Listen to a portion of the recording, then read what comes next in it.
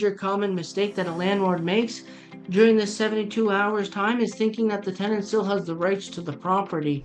There claims to be another occupant. The sheriff says, well, I got an eviction order. Out you go, deal with the landlord and tenant board. One adjudicator will give you an award, the other will say it's the cost of doing business and dismiss it.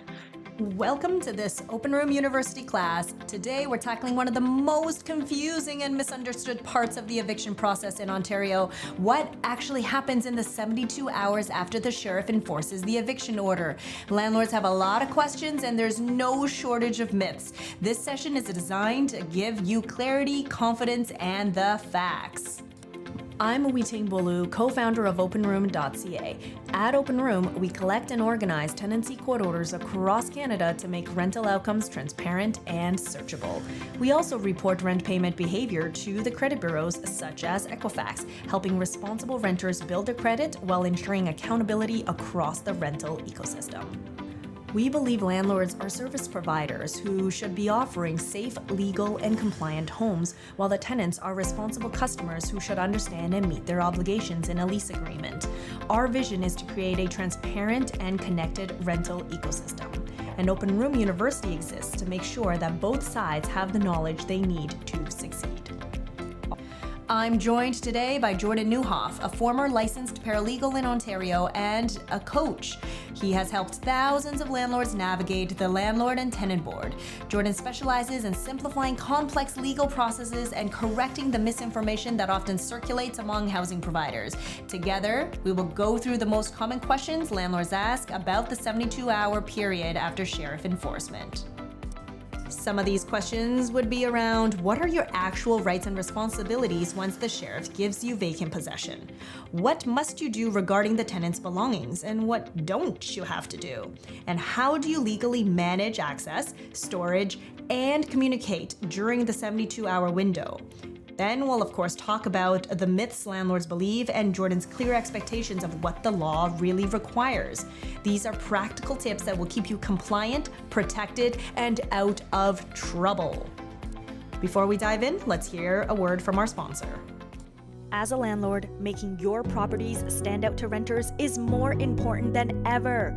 That's why Rentals.ca offers verified listings, a free service that confirms your identity through Persona, a trusted third-party verification provider. Verified landlords get a badge on their listings, instant posting, and up to 3 times more leads than non-verified listings. With thousands of renters searching daily, getting verified makes your property stand out as a trusted listing that gives renters peace of mind. Get verified and list for free today on Rentals.ca.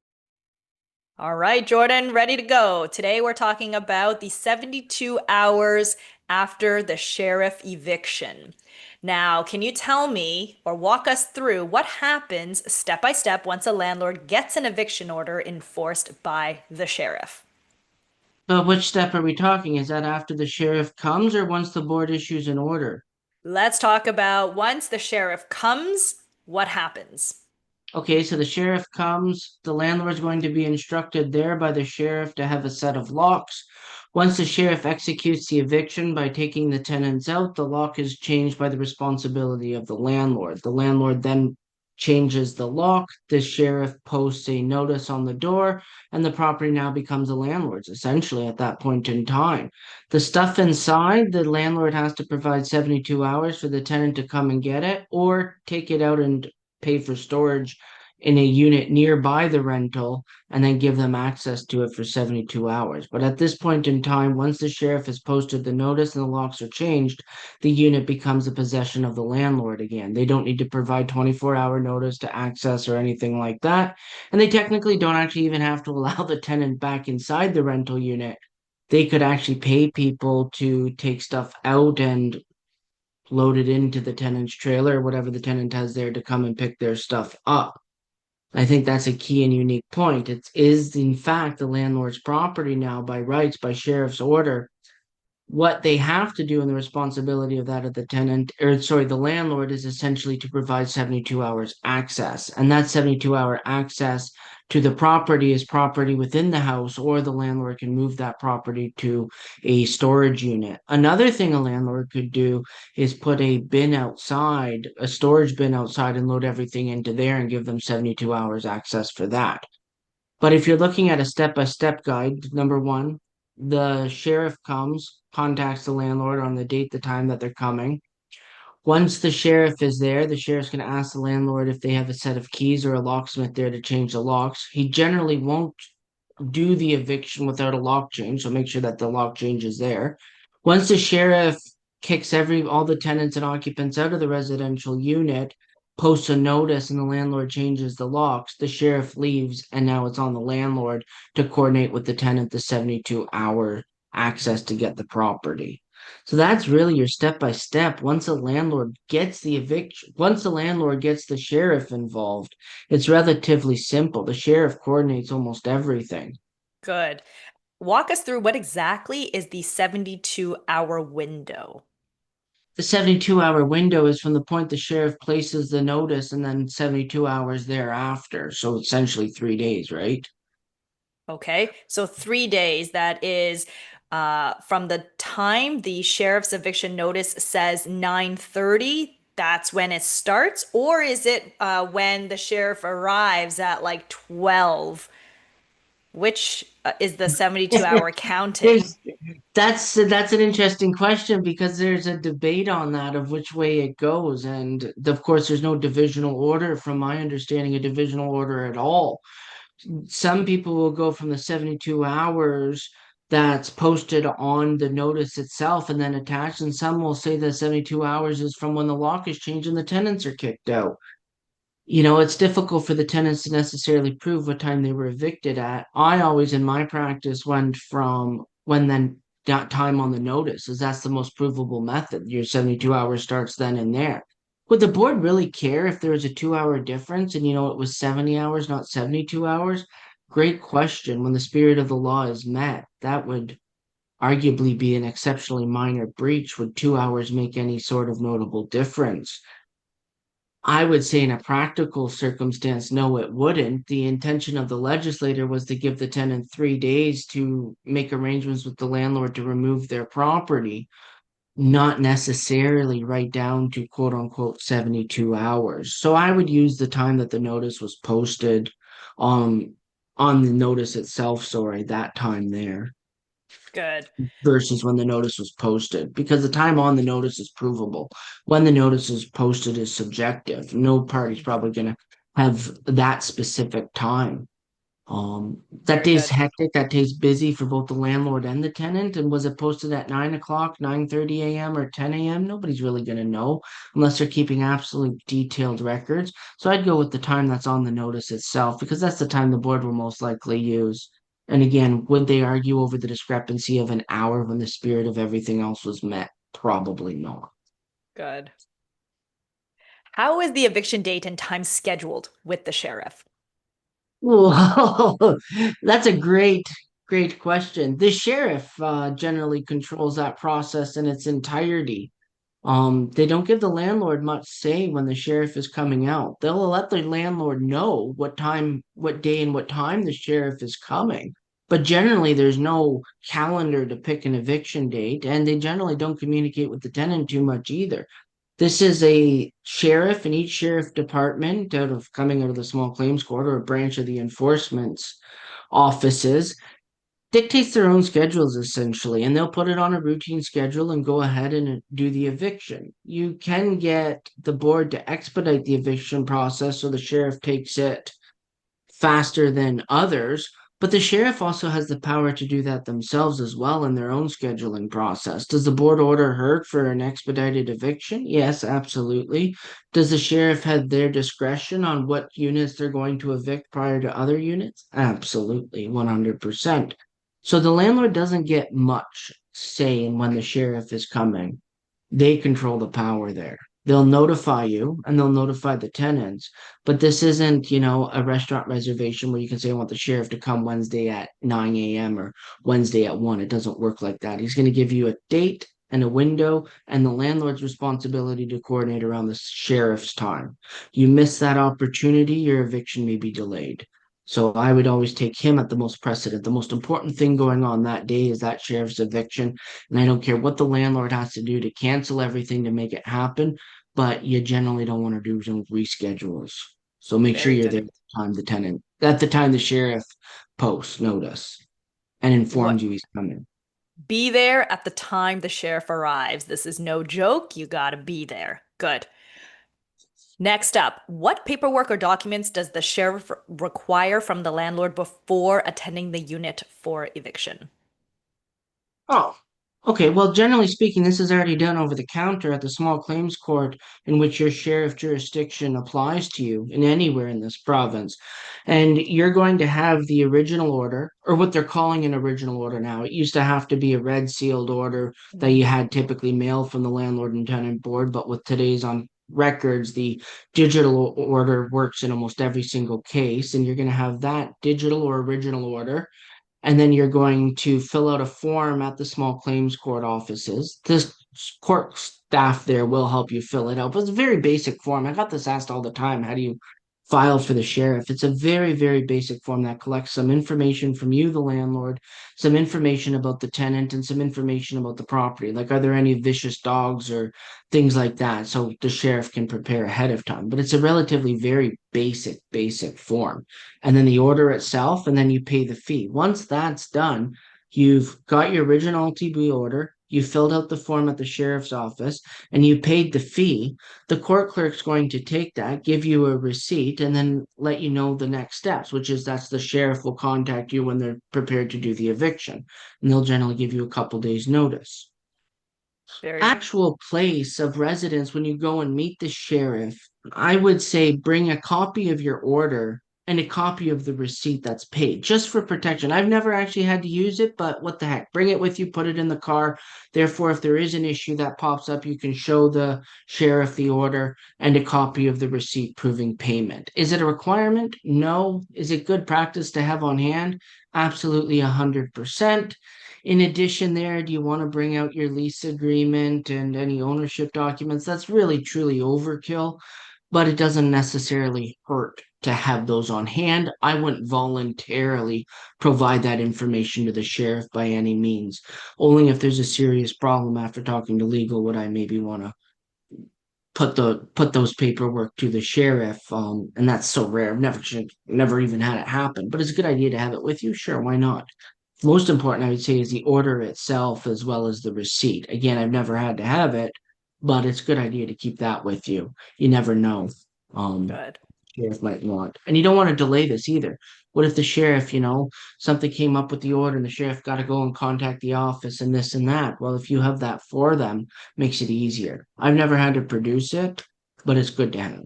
You need locks. Don't forget Yes. that of what you need, locks. Out of absolutely everything, no matter no paperwork, it's the locks. You need Yeah. the locks. The sheriff won't do the eviction without the locks on that day. So your Very good. locksmith or locks is absolutely number one. The paperwork, if you forget it at home, so be it. You forget the lock at home, you ain't getting an eviction. So true. Okay, now let's talk about what landlords can do and can't do. Should the landlord be present during the sheriff eviction, or can it be, say, their friend or representative? And what are each of their responsibilities if they show up during that eviction? Right. Okay. That's a great question. No, technically speaking, the landlord or the property owner doesn't have to be there. Sometimes, if a landlord's in an absolute pinch, they can just send the locksmith there. But would it be a good idea to have somebody representing the landlord if it's not him at the property to make sure this goes smooth, to answer questions and things like that? Absolutely 100%. It can be a trusted friend. It could be your property manager. It could be your general contractor, whoever's changing those locks, or your maintenance person, but it is a good idea to have somebody there with the sheriff who knows what they're doing, and can talk and communicate with the property. Does it have to be the landlord? No, it doesn't have to be the owner of the property. It should be a dedicated representative. In an absolute pinch, it could just be the locksmith, but then you could be creating some issues unless you got a really good relationship with that locksmith. If that locksmith is somebody that you can trust and is a little bit more than just your locksmith, but also your handyman or somebody that you've been working with as a subcontractor for a long time, and they agree and they have some knowledge on the property, that could be an okay person.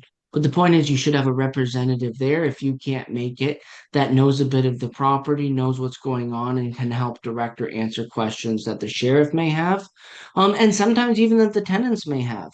Of course, once the tenant is actually removed from the property by sheriff's order and is standing on the street and wants to come back in, there's things you're going to want to follow that are good. Like, don't let them in unattended. In fact, you don't even have to let them in right away at that point in time. The sheriff generally gives them an opportunity to grab their most valuable things out of the residential unit: IDs, wallets, passports, whatever, stuff like that, and maybe some small family mementos. And then they can come back and arrange delivery. You don't have to let them back in right away. Now, if they're there prepared to move stuff out, that's different, because remember, this is part of the 72 hours. But if they're not prepared to move stuff out, then you could take a risk and go, look, no, I'm not going to let you back in the property right now. You were just removed. Let's coordinate a plan. Give me a call back in a couple hours. And that's a perfectly acceptable thing that I've done many times before. But yes, you should have somebody there as a representative. It doesn't need to be the owner, though. Are landlords allowed to change the locks immediately after the sheriff removes the tenant? And I think we just need to make this super clear for everybody. The answer is 100% yes. In fact, the sheriff won't do the eviction in most cases without a new set of locks there. So, yes, you need to immediately change those locks. The sheriff will demand it in almost all cases. Be there with a set of locks. Now, I've had those. Wedding, the really interesting is those electronic lock combinations now that we see that don't have keys at all, and they can just, with the phone number, magically change the lock code. Okay, that's okay in some situations. The sheriff's going to be a little bit confused, but also who has the physical copy of that key is a great question. Was one never made? I recommend you don't just change the lock outright 100%. Use the electronic lock on a different property you may have if no keys were ever provided. But yes, change the lock. The locks need to be changed. And that, remember, is not just the front door lock, but all the locks you've provided the tenant keys. The front door is one, but maybe there's a side garage door. Maybe there's a back door. Those all need to be changed as well. It's not just the front door lock, it's all of the locks where the tenant has keys. In fact, it I should be mean, all of the locks regardless of whether the tenant has keys or not. that would be very dramatic if you changed the front door keys, but then the tenants still have access to all your other keys and can still Well, access the property. Have you seen that happen? yes, that has happened. Yes, I've Oh, gone to evictions where the landlord has completely forgotten about the back and side door, so we only have one lock. all right. And what should a landlord do if the tenant refuses to leave at the time of the eviction?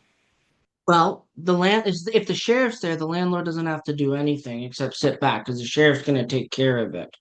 Um, The worst part is if the sheriff says he has to come back with more people and delays it because the tenant has shown some sort of violence. It's happened actually, and it's unfortunate. But in most cases, the sheriff will get the tenant out on the day that they're supposed to come because most tenants don't put up a very big violent fight. They may yell, they may scream, whatever. The sheriff's seen all of that. But somebody barricades themselves in with a knife, then that's a whole different situation where the police are coming and there's going to be a plan by the proper authorities. If afterwards, let's say the sheriff has come, the tenants were removed, they're outside on the lawn, the locks are changed, the house is secured, etc. This is up to the landlord now. Do they want to leave the tenants on the side of the road sobbing and just go away and come back later? Or are they going to take it a little bit further and call the police, not the emergency line, but the police, to have them explain that if they damage the property, go back inside, whatever it may be, it's trespassing, it's break and enter, they'll be arrested, etc., etc. So what should the landlord do if the tenant doesn't immediately leave?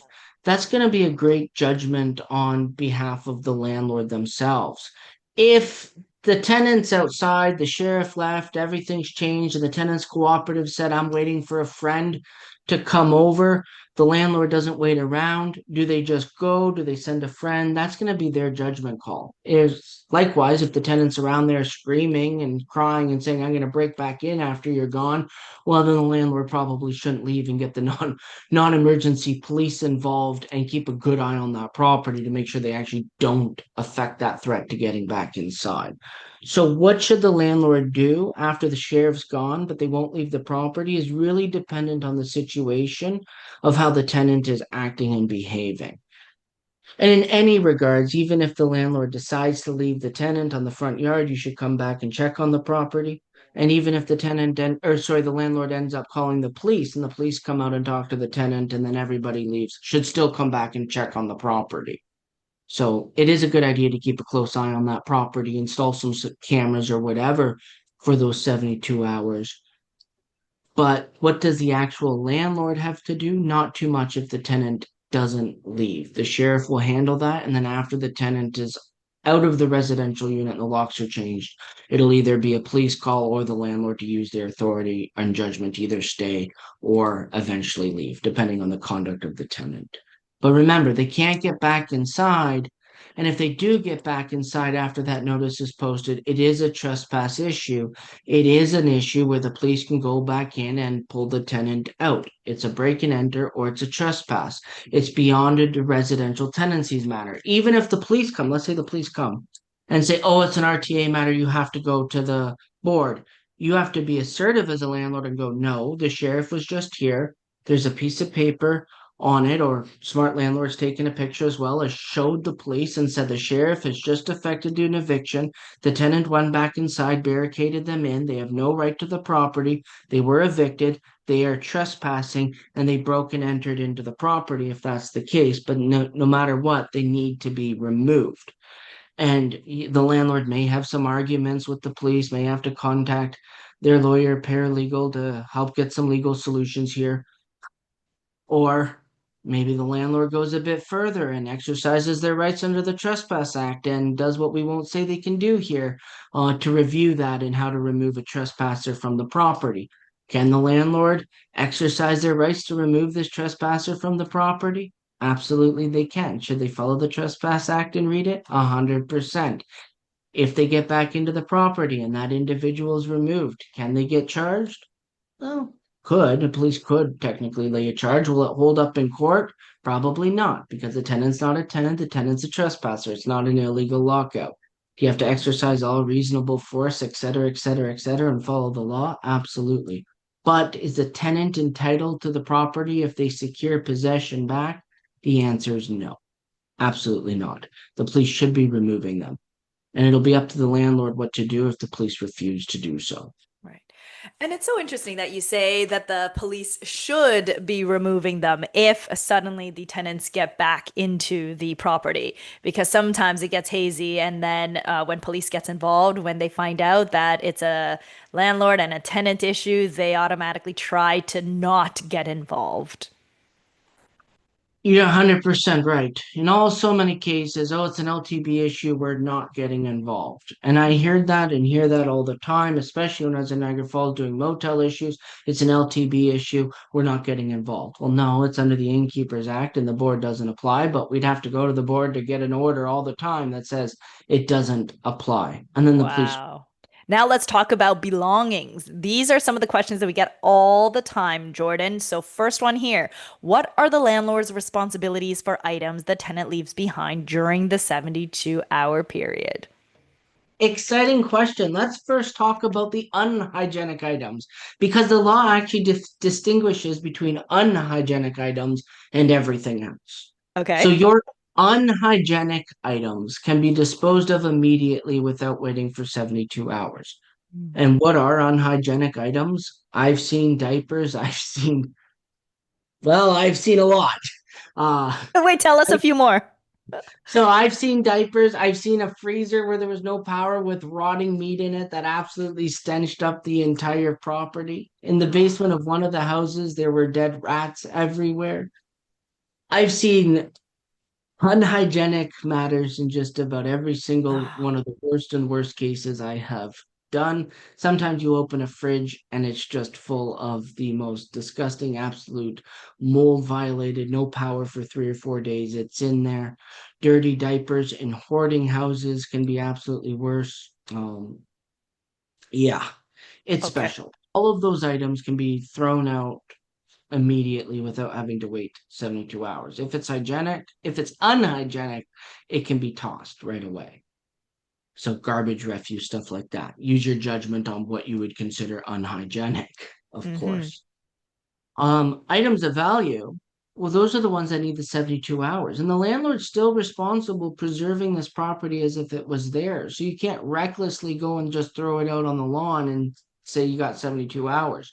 No, the landlord has to take all reasonable precautions to preserve the property that they're handling or choosing not to handle. So you can't just dump it out. You can't just throw it in the garage. You have to treat this property with care. Because if the tenant can prove that the landlord failed to exercise all reasonable due diligence in the care of handling the property, there can be liability for the tenant's property that is damaged or missing. In some of the most high valued estates out there that are facing eviction, you may want to call in a bailiff who will record all the assets of the property. And then, as the bailiff's recording the property, you would move it to storage. And we're talking about the higher end estates, the higher end of rentals, where there's actually stuff of value. Does the landlord want to spend out that money? No, probably not. But do they want to protect themselves from frivolous claims and lawsuits and stuff like that, that higher end electronics, jewelry, personal effects were stolen? You have to balance and weigh out the risk and consequence here. For your typical average tenant eviction, is that necessary to get a bailiff? No, but should the landlord be diligently recording all the property if they intend to move it out themselves? 100%. And why not? It takes, quick pen and paper and pad to write down what you put in storage if you're removing it out of the house. And this is everything. Take some pictures and stuff like that. There's some good quality smartphone cameras. You start taking pictures with just a quick note of what it is. That's fine. Then move it out to storage. But the point is, the landlord has the obligation under the act to preserve that property. And that's protecting it from potential theft and protecting it from the weather and protecting it from mishandling, like throwing it around or abusing it. Even if you're upset with the tenant, you can't just, take the child's toy and chuck it in the storage unit, take the television and chuck it in the storage unit and call it good. You still have an obligation to preserve that property. And detailed records and notes are most important. If you're removing the property into a storage unit on property or off property, you should be doing them. If you're letting the tenant come in and remove their own property, then do you have to document everything? No. Would I still go in and take pictures of absolutely everything? Yes. Would I open the drawers and stuff? No. I'm not moving it, not going to do it. But I would take pictures of the state of everything and then make sure I didn't go through any of the drawers and stuff. And then always be there when the tenant's removing that sort of property. So Great. yes, there is still an obligation for the landlord to preserve and take care of the property during Yeah. that 72-hour period.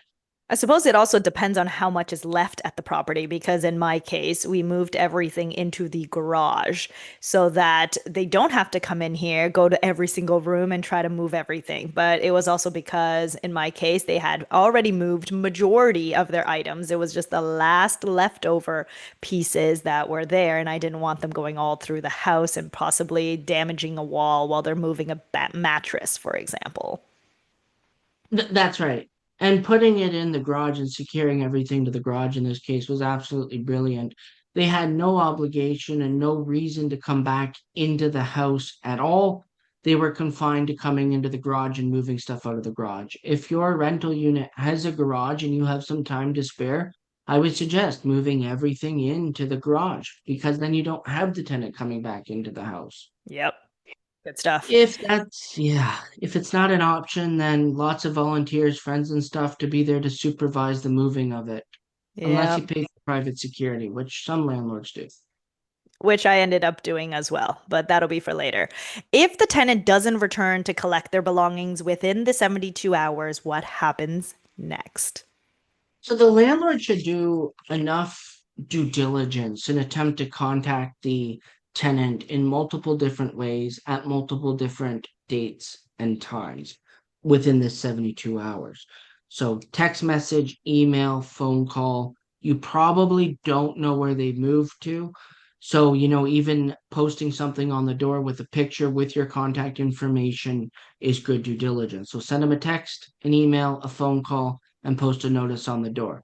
And repeat this multiple times over the 72 hours. If the tenant's ignored it and not come back to you at that 72-hour mark, everything becomes the landlord's. It's all the property of the landlord. The landlord can do what they wish. In this case, they could sell the property, they could donate the property, they could discard the property. It's their property at this point in time. What the landlord needs to do, though, is keep the records to prove to the board that they did everything in their power within their due diligence to contact that tenant to make the arrangements for the tenant to come and get their stuff within 72 hours. And I've had this happen where the tenants have just totally ignored all notices and they've came back after a few days after the 72 hours to try to make arrangements. And it's no, sorry, your time window's up. That's it. Nothing we can do. It's gone. I even had one landlord who paid for private security to be in there for the full 72 hours. It was a big bill. The tenants, instead of moving property out of the unit, lived in that unit for an additional 72 hours when then they were ultimately removed by police. Now, was this the full 72 hours, 24 hours a day? No. It was 8 a.m. to 8 p.m. security was there. And then they would leave. Then they would come back and then they would leave. And they did this for 3 days and they didn't move anything out. Third day, lock shut. That's it. No more in. I don't know what the landlord did with all the property, but I was dealing with the police that were trying to convince us to let them in as well. And the answer was no. They had 72 hours to get all their stuff. They didn't do it. It all became property of the landlord. They owed a big deficit, so I'm sure he sold some stuff off. But the point is, after that 72-hour mark, everything becomes the landlord's. Got it. Now, can a landlord charge a storage fee for the tenant's belongings that are left behind? No, unfortunately not. There's nothing in the act that allows for that 72-hour for the storage fee to be charged. The landlord has an obligation to preserve the property, and if they choose to hire storage and send storage, that's on them. What happens after that 72 hours, the landlord and the tenant can make arrangements thereafter. So let's say the tenant says, "Oh, I can't get into the storage unit for 72 hours. I can't get my stuff out because of this, this, and this. Can you hold it?" Well, the landlord can say, "No, I'm only obligated for 72 hours. I only rented the unit for 72 hours, but here, pay the storage unit." You can come up with some sort of agreement. Maybe the tenant will pay the landlord directly for that 1 month. Maybe they'll give them the contact information for the storage unit to pay or whatever it may be. The landlord's only obligated to pay for storage if they choose to store it for 72 hours, but arrangements can be made afterwards for the tenant to get their stuff. In fact, arrangements can be made after that 72 hours as well. So let's say the tenant left all the property and they didn't move it out for 72 hours and now there's all this property in a storage unit and they contact you back. There's nothing saying the landlord can't say, "Yeah, you can grab your stuff, but I need this amount of money and then I'll let you back into the storage unit." And I've seen negotiations like that happen. So yeah, the landlord's responsible for payment and storage of the property for 72 hours, but after that, the parties can come to any agreement they want. If the landlord wishes to communicate, or they can just dispose of the stuff. But don't expect that 72-hour payment back. Just like don't expect the security guards paid and the locks and the stuff like that to be returned back to you. There's nothing in the law that permits those types of payments, the Residential Tenancies Act. Right, because you, as the landlord or the housing provider, chose to do that extra or go the extra steps to protect your property, protect yourself. So you have to pay for that. Got it.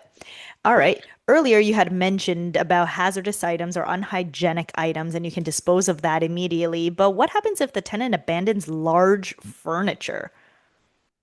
Unfortunately, again, after the 72 hours, it's the landlord's responsibility for the removal of those large furniture items.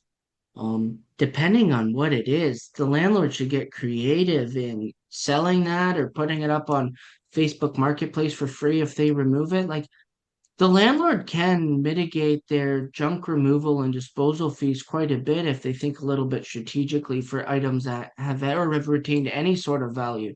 Broken couches with cat scratches, you put it up on Marketplace for free, people are still coming to take them out for whatever reason. I don't know why.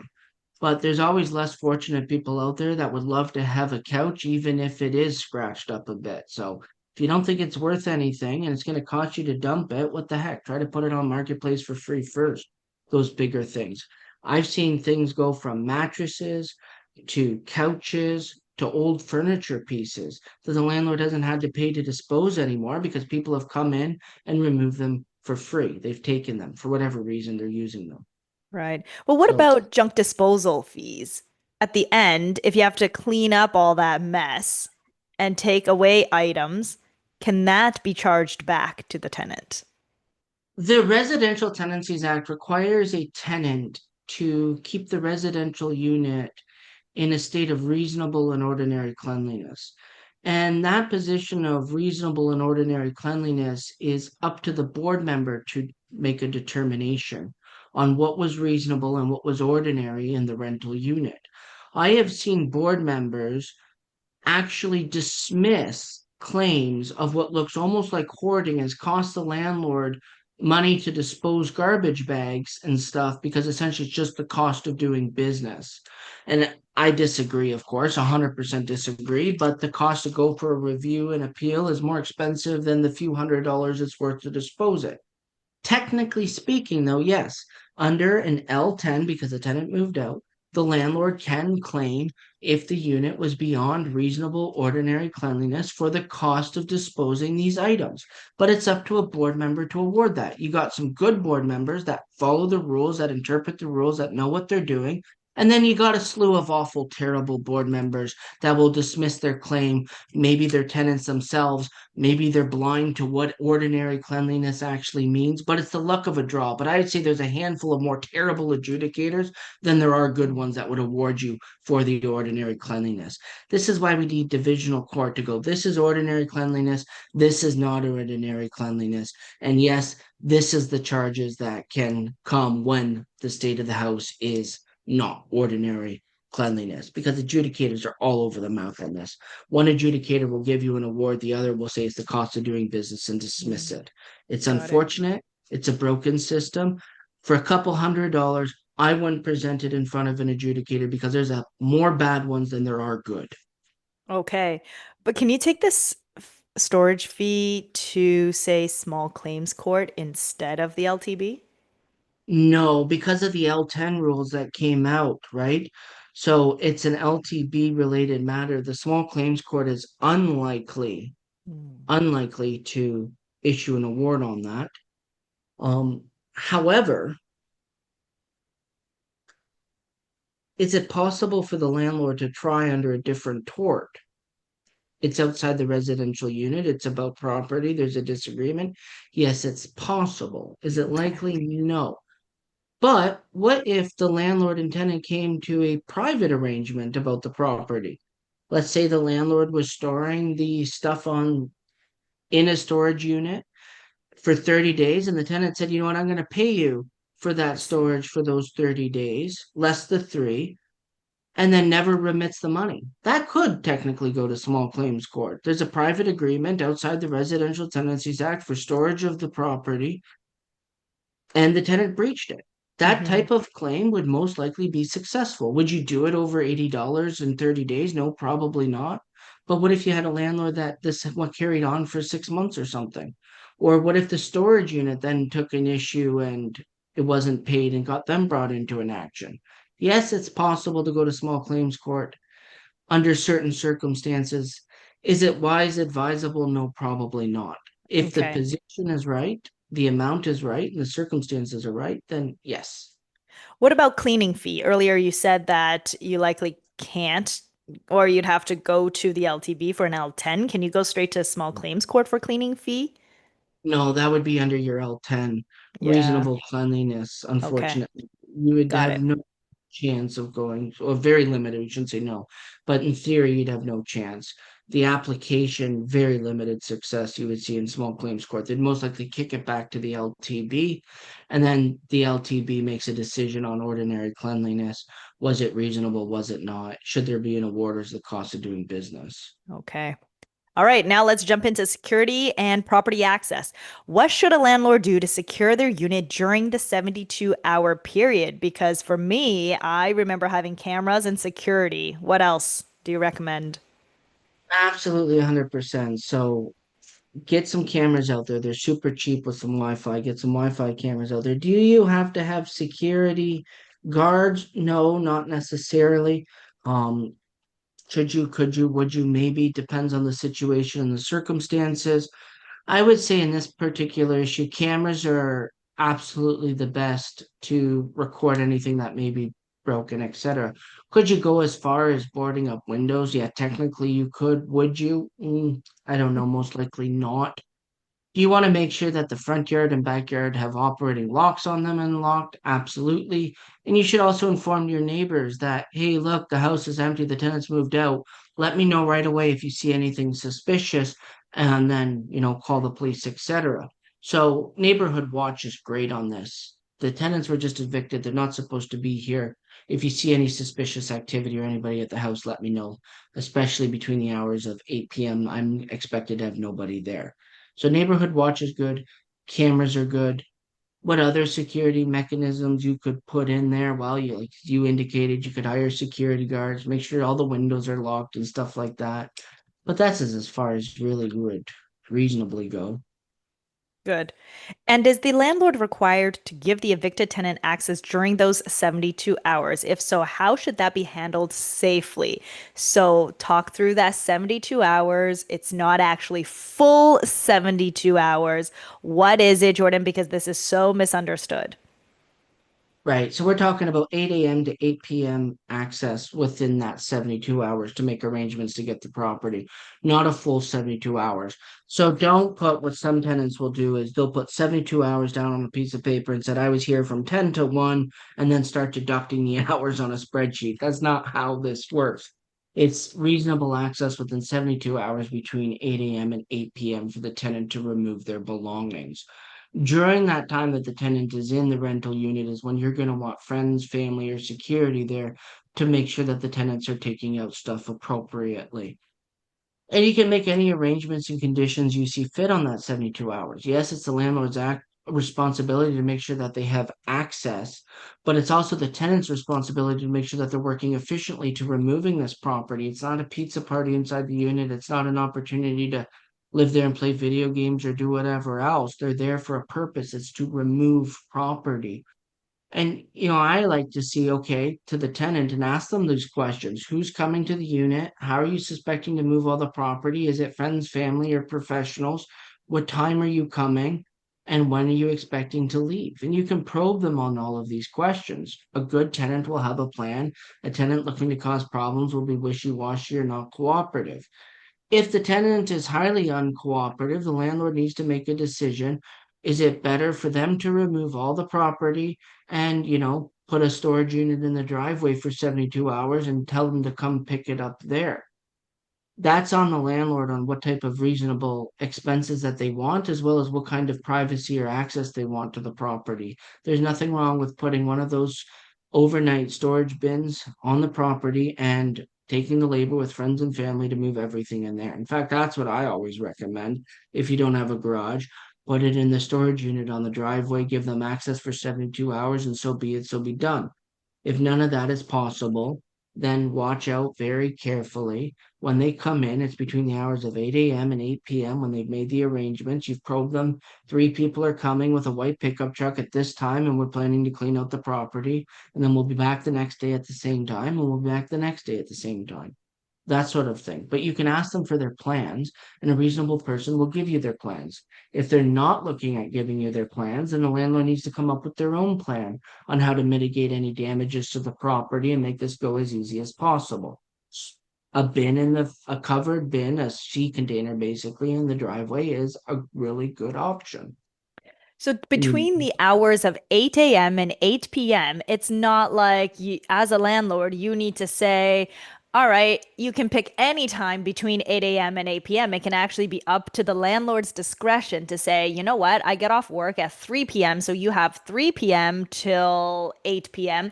Choose a 2 hour window. You have that time to come in.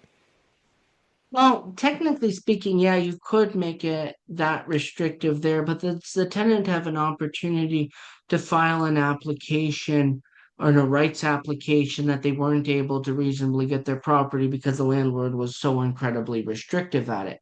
Technically speaking, yes, we don't get a lot of these cases, thankfully, over disputes on the 72 hours. But can the tenant raise it that the landlord acted unreasonably, confined the hours, and therefore stuff was left? 100% absolutely. So the landlord's walking a thin line as much as the tenant is walking a thin line to the board member to determine the truth on the events that happen. I would say a landlord that's being overly restricted could face liability. A tenant that's being too lax and not taking this seriously could face consequences of not getting all of their stuff out. So Mhm. it's certainly it's a balancing act between the two. I would be Okay. reasonable, but not so unrestrictive that it can cause issues later. Okay, so be reasonable, but the key point here is you do not need to give a full 24-hour access every single day of the 3 days that you are given to give access to the tenants to move out their property. Okay, what steps should be taken if the tenant tries to re-enter or squat in the unit after the 72 hours are up? Well, again, it's the landlord's property at this point in time, so the tenant is indeed a trespasser in accordance with the act. And following the Trespass Act, the landlord can make the determination on what reasonable ability they have to remove that individual, even if the police have decided that they're not going to act. Of course, it is the landlord's property at this point in time. The tenant is treat them as a trespasser. Review the Trespass to Property Act because that's what the tenant is. It's not a tenant, it's a trespasser. They have no right to be there. Will the police exercise their force to remove them? They absolutely should. If the police don't take that exercise to remove them, can the landlord remove a trespasser from their property? Review the Owner's Occupiers Liability Act and review the Trespassing Act to make your determination on what necessary steps and what reasonable force may be applied to you in order to remove the trespasser to protect your property. Again, the tenant has no rights beyond 72 hours, and if the police aren't going to act to help, you have some tools within your disposal to reasonably remove the trespasser. And that's Very what they good. are, a trespasser. Okay. Now, what liability could a landlord face if belongings go missing or are damaged during the 72-hour window? And then have you ever seen this happen where they had liability? Yeah, it's unfortunate, but essentially the landlord is responsible for the preservation of all the items within the rental unit itself, especially for that 72-hour period. Items that are damaged because the landlord has decided to move them, and let's say they dropped an LCD television or plasma or LED, whatever it is, but a flat screen television down the stairs because they slipped while carrying it, is ultimately the responsibility of the landlord. Now, in that theory there, what happens if it's a $500 TV, it got brought down the stairs? Does the landlord have to open up their wallet for $500? This actually depends. Is there a rent owed? If there's a rent owed, the landlord then can reasonably deduct it from the rent owed. There's a provable claim of $7,500. The television's worth $500. Television got dropped down the stairs. Oh, I took $500 off of your rent. Even if they were to go to the board and get that same $500 award, there's case law out there that says that the monetary award from a tenant's claim must be, and this is from divisional court, must be offset against the tenants or against the landlord's arrears. So the judgment that they have. And yes, I've seen this actually happen where the tenant got an award of approximately $1,300 because the landlord went and improperly disposed all of their property right after the sheriff's eviction. That $1,300 did in fact take into account the arrears that was owed. So the landlord isn't out of pocket any money, it just came off the arrears.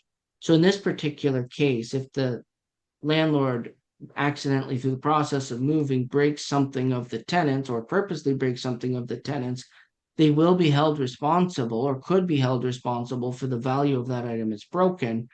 And it'll depend on, if there's an arrears. If there's an arrears, it would come off the arrears case.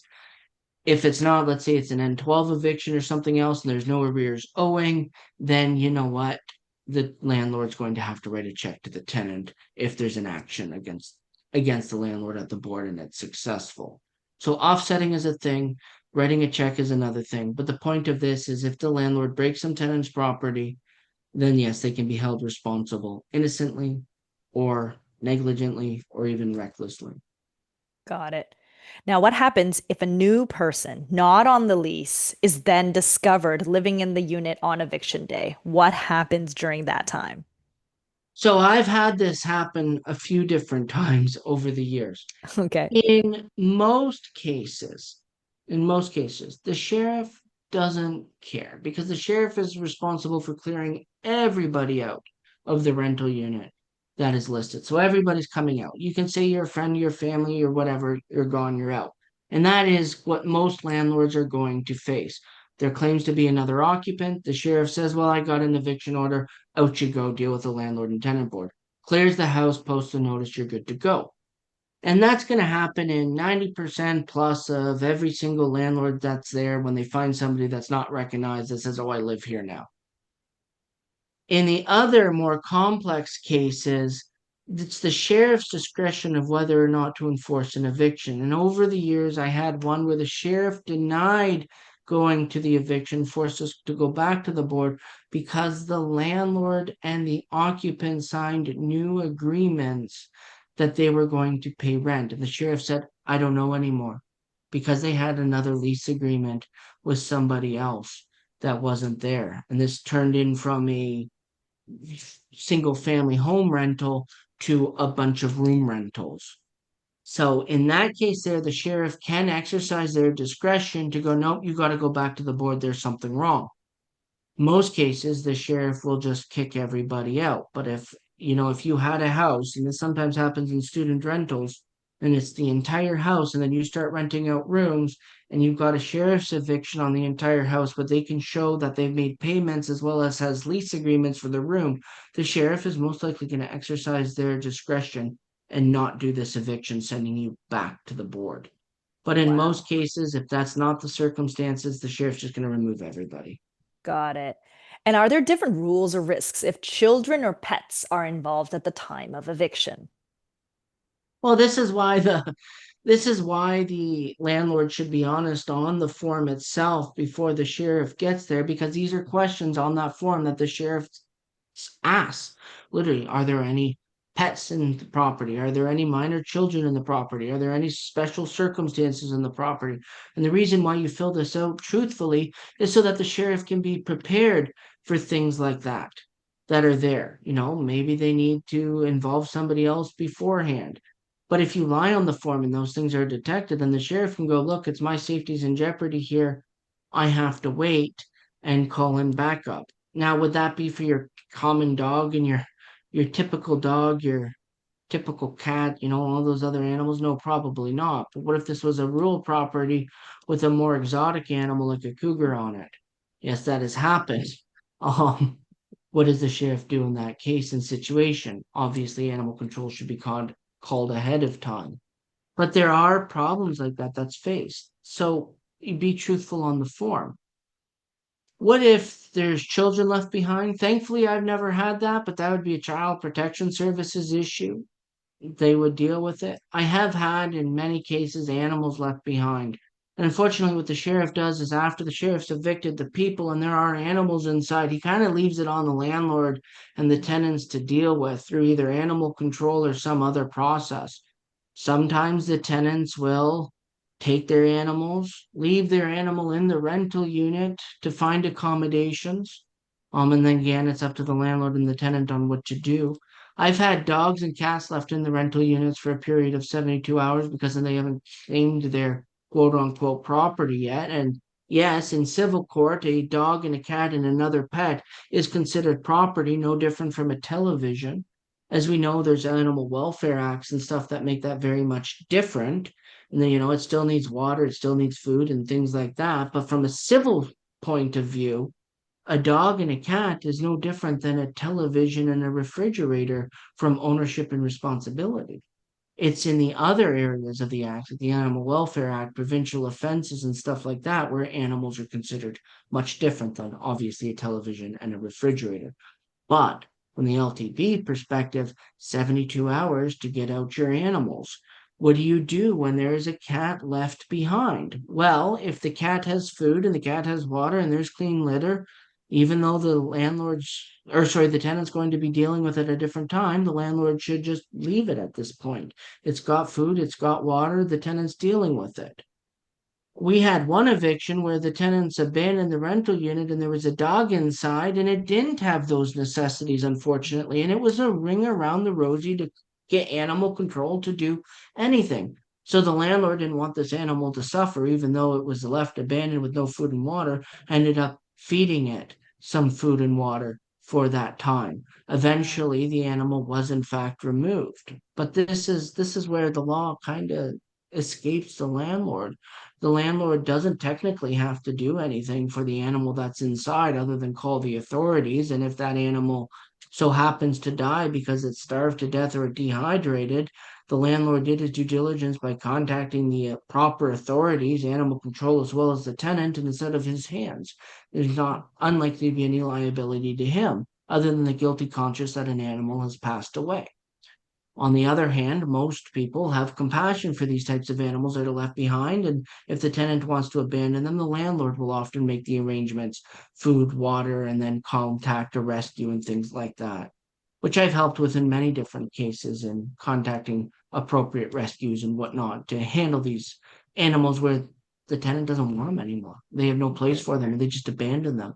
Some of Very them in good. poor health and can be an awkward and awful situation, but at the same time, there's tons of rescues and third party supports out there for animals that are abandoned in rental units, which is more common than you think. But I in bet. most cases, yeah.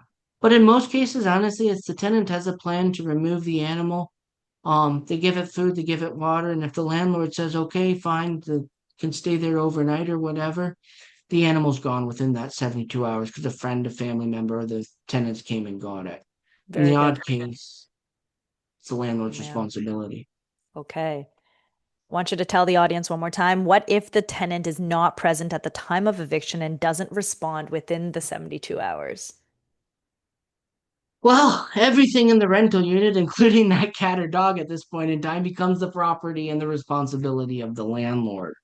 Which gets really interesting because, okay, so cat, dog, regular property, televisions, and all of that, easy becomes property of the landlord. But what about stuff that's a little more complicated?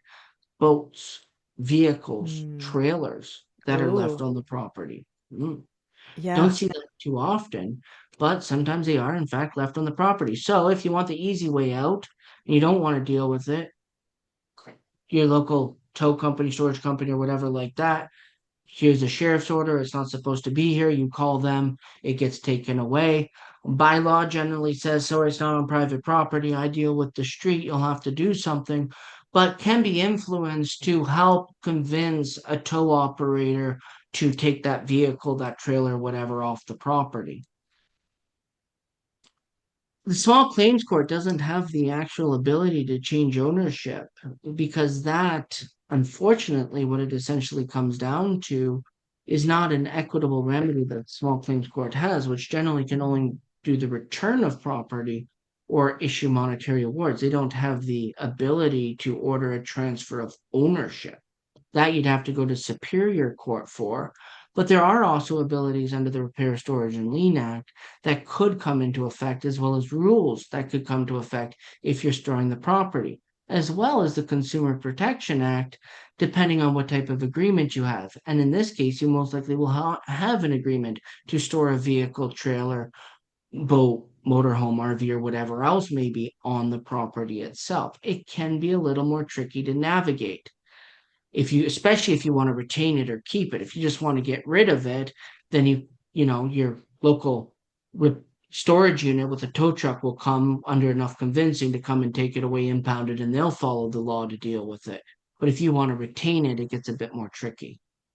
So what happens if a landlord, or what should a landlord do if the evicted tenant ends up returning after weeks or like months to claim items? Ignore it. Ignore. Ignore 100%. Or, one response back, you had your 72-hour opportunity, you failed to do so. That's it. You have no obligation to tell them where the property went. You have no obligation to tell them you're storing it, tell them you kept it, tell them you sold it at this level. I would honestly just ignore it. At this point Mhm. in time, the property became the landlord's after the 72 hours. block on both email, text, calls, block. Hey, So you let don't them even take have to you, see it come through. right? Yeah. Let them take you to the board for goodness sakes. We know how the Right. landlord tenant board operates. If the tenant wants to be foolish enough to take the landlord to the board because they came back months later to quote unquote claim property, so be it. The board's not going to take well, they have to take every case seriously, and it is a tenant's case. But the landlord shows them that they did the due diligence by sending text message, email, and made a post on the door for 72 hours, and the tenant says, "Well, I never communicated back." The landlord and tenant board's going to dismiss the claim. The Absolutely. 72 hours, the board has no ability in law, no board member has any ability in law to extend or retract that 72 hours. It's just not permitted. They can't go, oh, 72 hours. You know what? In my interpretation, because of the circumstances, it's now 30 days. No, the board does not have that authority to do that. Okay. Very good. All right. The last question here on this topic, Jordan, is are there any common mistakes landlords make during sheriff evictions that you'd advise against? Whoa. Give All me right. top three. All right. Top three common mistakes. So not showing up is a huge mistake, or not sending somebody. We talked a little bit about this, but that does in fact absolutely happen. And it's unfortunate when it does happen. So you're going to want to show up or have somebody ready with locks, which I think is the more common part of this, is the landlord doesn't bring the lock. So show up with locks. Absolutely important. And that's locks for every door. Okay. Number Another two. major, Mhm. yes, another major common mistake that a landlord makes during this 72 hours time is thinking that the tenant still has the rights to the property and that it's not yours by Right. giving, 24-hour notice to access it and stuff like that. That is a huge mistake. You, as the landlord, as soon as those locks are changed, that notice is posted and you have it, you can go in, start cleaning up right away. You don't have to post 24-hour notice to go in. You can go in without any notice. You don't even have to let the tenants know that you're going in. This is free for you to come and go as you please during that 72 hours. You no longer have to provide reasonable notice or any notice or 24-hour notice to the tenant to come and go during that 72 hours. So that's important to know. 72 hour or 24-hour notice is not required. Okay. So we gotta be at the property. That was actually three already. Be at the property, have locks changed on every single door that they might have access to, and 24-hour notice is not needed. This is now your property as a landlord or housing provider. Okay. Perfect. Absolutely, 100%. And I think the other notice that the landlord makes, especially the ones that are not watching this or not as much engaged in social media and everything, is believing that 72 hours means actually 72 hours, that the tenant can be in there from all different times of the day. And they deduct, okay, you were here from 9 till 5, so that's 8 out of your 72 hours. And this process carries on for a week. No. Okay, so some people you've seen it happen where they're like counting hours on a spreadsheet or something. It's like Counting down the hours. Yes, yes. they're adding up a total of they get 72 hours. Ah, okay. So let's hope that we get this message out there for everybody and that it becomes more knowledgeable for everybody that this is how the 72-hour works post eviction here in Ontario. Perfect. Thank you so much for tuning in today. I hope you've learned at least one new concept. Please consider subscribing or giving us a thumbs up so we keep sharing high quality educational courses on Openroom University. Check out our other videos to make sure you stay informed. If you've got feedback or just general ideas for my team at Openroom.ca, please send it to us at hello@openroom.ca. Cheers to a transparent and connected rental ecosystem.